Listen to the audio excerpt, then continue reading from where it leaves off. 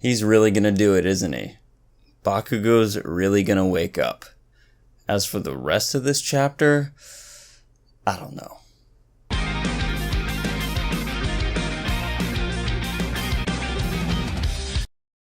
What's up? It's Truth Hero, and welcome back to another My Hero Academia chapter review.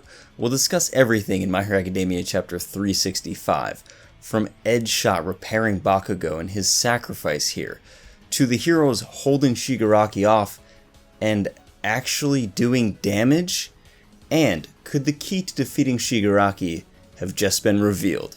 Let's dive in. Our chapter begins with Edgeshot inside Bakugo's body, using his super move which can make him as thin as a spider's web. He dissolves and uses a bubble from wash to sanitize the wound before performing internal surgery. I wonder if medical schools in Japan 50 years from now will study the most precise surgeon, Edgeshot. It's pretty impressive what he does here, and I love this touch of using a bubble from wash to clean and sanitize the wound. But also, what? So you're saying, hold on. You mean to tell me that Edgeshot has kept a bubble in that sweaty ninja costume that he's been making himself thin with, completely undamaged, that he got from Wash like, I don't know, 100 chapters ago? Look, I can believe Edgeshot saving Bakugo with his quirk. I can accept that he has a super move that allows him to perform microscopic surgery with his body inside Bakugo's body. But a bubble? Really? What an absolutely ridiculous piece of writing. A bubble. Really. Am I wrong? Am I wrong? It's my favorite She movie wore a ever. crown and she came down in a bubble, I'm dog! not fighting with you. Grow up, I'm not fighting bro! with you. This bubble might be the biggest plot hole in My Hero Academia thus far, and I really hope it doesn't burst fans' love for the series. Also, why are we even worried about this right now? I understand it's important to clean wounds before you have surgery, but infection shouldn't be your #1 priority. Can't you worry about that after you beat Shigaraki? I mean, what's gonna happen? Bakugo's gonna wake up, defeat Shigaraki, and then not go to the hospital and be treated for all his injuries? They can just wait until they win. But what do you guys think about this bubble and this writing device, this narrative tool used by Horikoshi? Comment down below. Because Bakugo's lung is also damaged, Edgeshot needs to suture all of Bakugo's wounds and start his heart pumping from the inside. I wonder if it was just his heart or just a hole in his chest, if Edgeshot could actually make these repairs and heal him from the outside.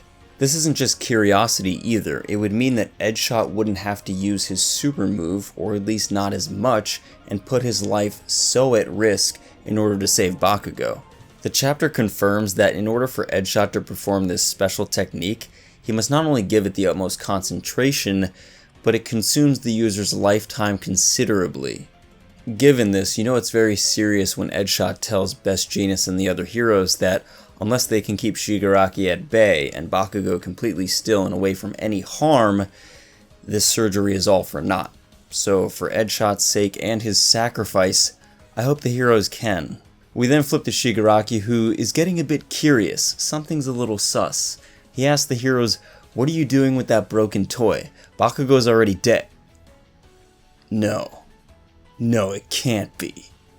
Shigaraki, who is now enraged as he realizes the heroes are trying to save Bakugo, the hero who actually did damage to him, leaps forward towards Bakugo to attack Edgeshot and Best Jeanist.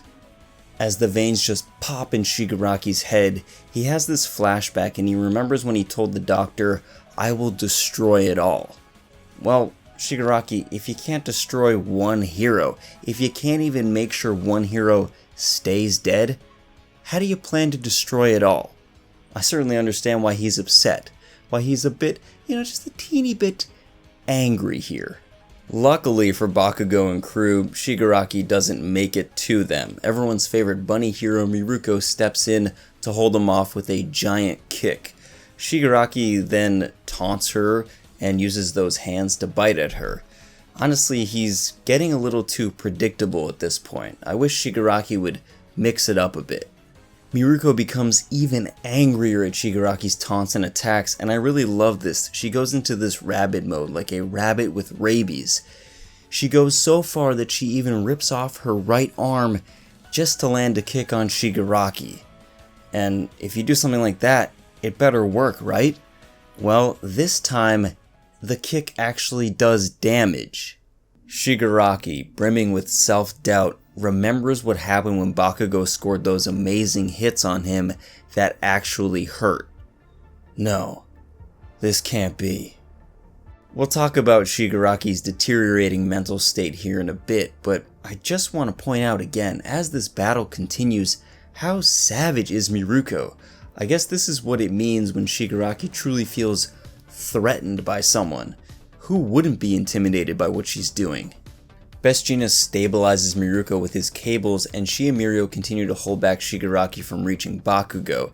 Miruko hits Shigaraki with her super move Luna Rush, again doing real damage to the villain king. Say what you want about the writing in the last couple of chapters, especially the bubble here, but I really do like how Shigaraki slowly realizes this. Tomura continues to ponder, why is Miruko doing real damage to me? Why did Bakugo's attacks work on me? And then he realizes, for the first time since he's gotten his upgrades and his quirks and his support from All For One, he feels genuinely threatened and scared.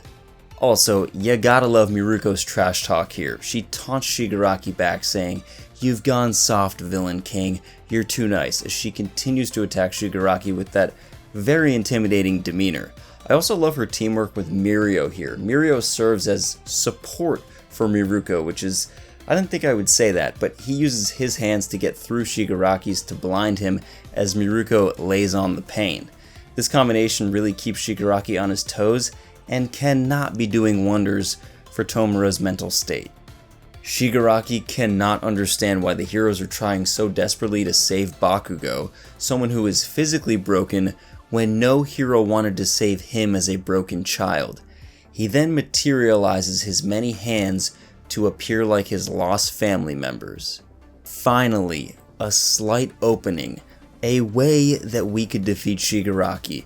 He's materializing his family members, concentrating on those painful memories. He's clearly rattled. Keep the pressure on, heroes. So let's discuss this. Have the heroes in fact found a way and a strategy to rattle Shigaraki and defeat him? First off, yes, say what you want about the writing here. A bubble, really? But I love this parallel of Shigaraki not being saved as a broken child, and then looking on as the heroes try desperately, with all their might, giving their lives up to save a broken Bakugo. It really speaks to how Shigaraki truly feels abandoned and really resentful towards the heroes. Heroes that not only didn't try to save him and maybe were decayed by his quirk in a tragic event, but they never even offered him a hand. I've said it before and I'll say it again. All For One is the only person that reached out. The only hand that was given to Shigaraki. It could have been so different. This parallel also beautifully illustrates that Shigaraki has a desire deep, deep within the recesses of his heart, buried way down, to actually just be saved. In Shigaraki losing his mental focus here and reminiscing about his childhood and the pain from this, and now he's lowering his guard and these attacks are working, it shows that he's the same scared little child named Tenko that was reaching out. It's apparent from this chapter that when Shigaraki feels genuinely threatened and scared, that's when he takes damage and the hero's attacks work. And this makes sense to a certain extent. I mean, if someone is in a painful or compromised psychological state, they're going to be unstable. They won't focus, they might drop their guard, and thus be susceptible to damage. And Shigaraki, thinking back on his childhood memories when he was all alone and abandoned by the heroes, will certainly do that to him. But it doesn't necessarily explain why Shigaraki's body and the natural healing properties he has and the tough armor he has is linked to this. If you're able to get inside someone's head or lower their confidence, it doesn't necessarily mean their body becomes weaker. Now, with normal people, they might get rattled and let their guard down, and maybe that's how they take more damage in a fight, so to speak. But what's really interesting is Shigaraki's mental state linked to how well his body can block blows or recover. If the heroes get a lot of damage in here because Shigaraki's in a rattled or unstable psychological state, does that mean he won't be able to heal or heal as effectively? I think the heroes should definitely pursue this, and credits to Mirio for actually figuring this out. Remember back a few chapters ago, he was the one that taunted Shigaraki by telling him, "You don't have any friends." And Shigaraki's been a little upset ever since then. I also see this getting inside Shigaraki's head to defeat him a viable strategy, because at some point at the end of the series, I do believe that Deku will try and save Shigaraki, and him reaching out his hand in a final parallel can't really happen if Shigaraki suddenly regains his confidence. So I do think the heroes will move forward and try and chip away at Shigaraki's mental state in order to hold him at bay and defeat him when Deku arrives. But let me know what you guys think down below in the comments. Do you think getting inside Shigaraki's head and rattling him is a viable strategy for the heroes? Will it lead to Deku extending his hand? And what do you think about the bubble?